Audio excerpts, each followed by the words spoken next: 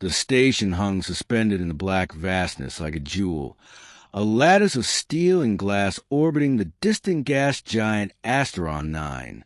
Its inhabitants, a convergence of humans, synthetics, and alien species, moved along corridors polished with sheen no janitor could achieve, except for the meticulous touch of one human, Marcus Hale, whose night shift passed unnoticed except by the floors he cleaned, the faint hum he carried with him, and the strange patience he had for the station's unique chaos.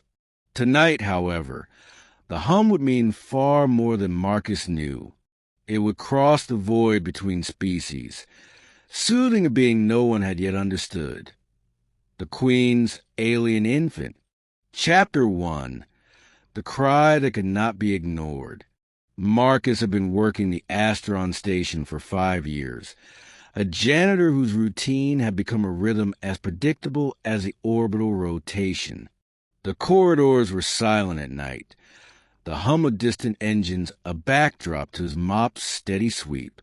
Yet tonight, the silence was broken by something far more insistent than machinery, the wail of an infant. Not just any infant. He had been warned, often and indirectly, to steer clear of the royal quarters. The Queen's child is delicate, the supervisors had said, with a mix of fear and awe in their tones. But Marcus, drawn by the sound like a moth to starlight, could not ignore it.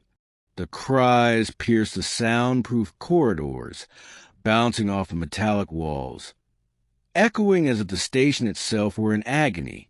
He paused outside the Queen's private suite, listening. It was not the cries themselves that unnerved him. It was the desperation behind them. No one had been able to soothe this infant. Nurses, caretakers, even the station's empathic synthetics had failed. Marcus wiped his hands on his jumpsuit, swallowed his trepidation, and entered. Inside, the room shimmered with soft luminescence. The crib floated in the center, supported by an anti-gravity field. The child's skin was translucent, revealing a network of pulsating veins that glowed faintly. Its eyes, large, unblinking, impossibly deep, screamed silent questions. The Queen, a figure draped in a fabric that seemed woven from starlight itself, hovered near the crib, her face, alien in every conceivable way, contorted in frustration. "Nothing calms him," she murmured in her melodic, multi-tone voice. "Nothing." Marcus approached slowly, keeping his voice low. "Maybe he just needs something different," he suggested, though he was not sure what different could mean to being born in the void of space, one whose mother ruled 1,000 systems and whose cries had reverberated across 5 decks. The Queen's eyes narrowed. She was not used to suggestions. "And you think you can soothe him?" Marcus shrugged. "I hum when I clean. Helps me focus. Maybe he'll like it." The Queen paused. Something in her expression softened. Not trust, exactly, but the faintest hope. "Try," she said. Marcus leaned close to the crib, aware of the child's gaze drilling into him. He took a deep breath and began to hum a low, resonant tune, the same one he had carried in his mind every night as he swept the halls. It was a simple melody, a human lullaby passed down from a mother he could barely remember. The infant's cries slowed. The sharp edges of its wailing softened, quivering into something almost melodic, as though the hum reached across species barriers, threading a connection where none had existed. By the time Marcus finished the 3rd repetition, the child's eyes had half closed, its body swaying gently in the anti-gravity field. The Queen watched, her multiple eyelids blinking in disbelief. "You do have a gift," she whispered. Marcus shrugged again, a little embarrassed. "I just hum." But hum he did, and the child slept. Chapter 2. The janitor and the queen. Word spread quickly. By morning, Marcus was no longer just a janitor. He was a human who could calm the royal child. Scientists wanted to study him. Diplomats wanted him as a symbol of peace. The queen herself sent for him, not for cleaning, but to speak. When he arrived, the queen's chambers were less a room and more a miniature cosmos. Stars swirled in the artificial sky, constellations shifting as if obeying her mood. The child cooed softly in a cradle suspended above a reflective pool of liquid that seemed more like liquid light than water. "I require an explanation," the queen said. "Humans are fragile creatures. Your species' voices rarely reach beyond monotony, yet your humming transcended it. Tell me, why can you do what none of my caretakers could?" Marcus scratched the back of his head. "I don't know. I just hum when I work. It makes the silence easier to bear. Maybe he likes the sound. Maybe it reminds him of home. Home." The queen tilted her head. "He has never known a home beyond these walls. He does not even know Earth." Marcus's stomach nodded. "Maybe he remembers the sound of safety. That's what humming was for me. When I was a kid, my mother would hum when I couldn't sleep. I guess some of that got stuck in me." The queen's gaze lingered on him. Humans were strange creatures, fragile, stubborn, and terrifyingly capable of emotion.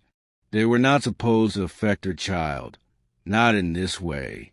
And yet, Marcus had done exactly that.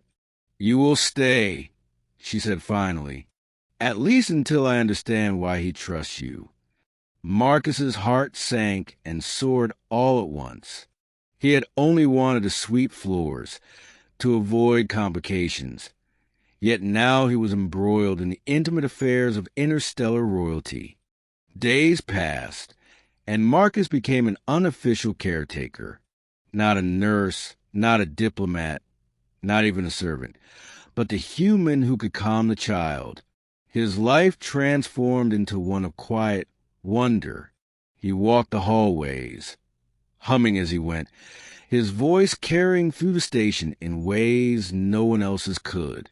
The infants' cries became rarer, and when they came, a simple hum was enough to soothe them. Yet the station itself was not a safe harbor. Whispers of unrest floated through the decks.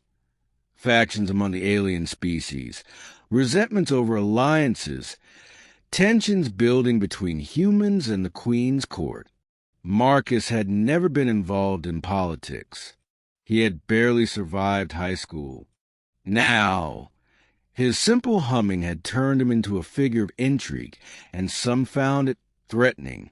One evening, the station's communication officer approached him. "Marcus, you may not realize it, but your humming, your presence, has shifted the balance. There are factions planning to use the child as leverage. If your hum fails," he trailed off. Marcus swallowed. "I'll hum. I can't do much else." "You don't understand," the officer insisted. "You are the only one who can bridge the void, the emotional void that spans species. If he cries in the wrong moment..." Marcus felt the weight of his own insignificance, then the weight of necessity. He was just a janitor. Yet, for the first time, he understood that even a simple human act, a song, a hum, could echo across civilizations. Chapter 4, The Crisis. It came sooner than anyone expected. A rogue faction of alien diplomats seized control of the nursery deck. The Queen was trapped in her chambers, her guards outnumbered. Alarms blared, lights flickered, and the child's cry, sharp and piercing, cut through the chaos. Marcus was sweeping a nearby corridor when he heard it. Without thinking, he raced toward the nursery. He rounded the corner to find alien soldiers, sleek and predatory, surrounding the floating crib. The child screamed. Marcus stopped, chest tight, hand shaking, and then, instinctively, he began to hum. It started quietly, almost inaudibly, yet it had a ripple effect. The soldiers froze, their attention inexplicably drawn to the sound. The infant's cries faltered, then slowed. Marcus stepped closer, humming louder, his voice weaving through the deck, through the hull of the station, touching nerves, touching hearts. The soldiers faltered, disarmed by a sound they could not explain, a human resonance that pierced more deeply than weapons or authority. The crib floated safely as Marcus moved beside it, humming until the child's eyes fluttered closed. When the Queen's guards finally surged forward, the threat was over. No one could understand why it had worked, except the child Marcus, and the quiet acknowledgement of the universe that sometimes the smallest gestures could sway the grandest designs.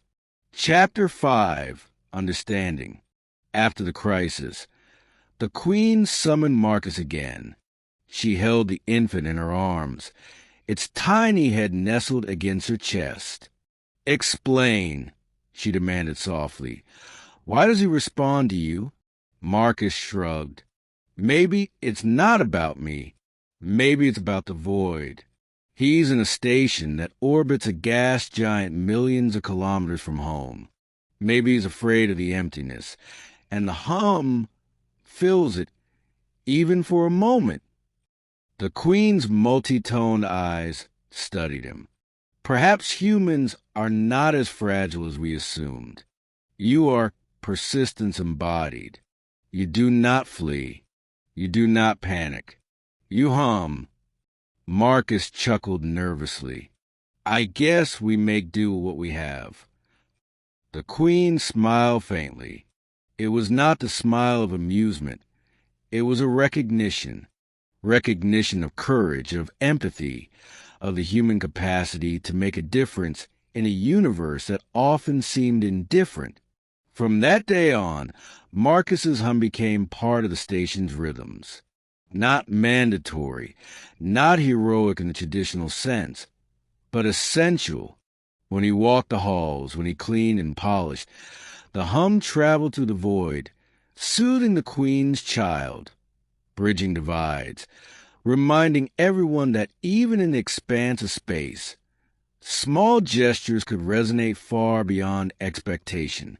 Chapter 6, The Human Who Hummed Through the Void. Years passed. Marcus never sought recognition. He remained a janitor, though the Queen and her advisors treated him with quiet reverence. The child grew, curious and intelligent, with an innate sense of calm in the presence of humans. No one could explain why Marcus's humming worked. Psychologists speculated about resonance frequencies. Alien scholars theorized energy harmonics. Humans called it a miracle. But Marcus knew it was simple: presence, patience, and the human voice carrying across the void. When he hums, he doesn't just sweep floors anymore. He sweeps through barriers of fear, across species, across fear itself. A human janitor, small and seemingly insignificant, had done what armies could not. Calmed a Queen's alien baby and reminded a galaxy that sometimes love and care are stronger than politics, weapons, or technology. The infant, now a young child, often reaches for Marcus, smiling when he hears a familiar hum. And when Marcus hums, the station seems just a little brighter, a little warmer, and the void just a little less empty. Because even in the vastest reaches of space, one human song can echo farther than any star.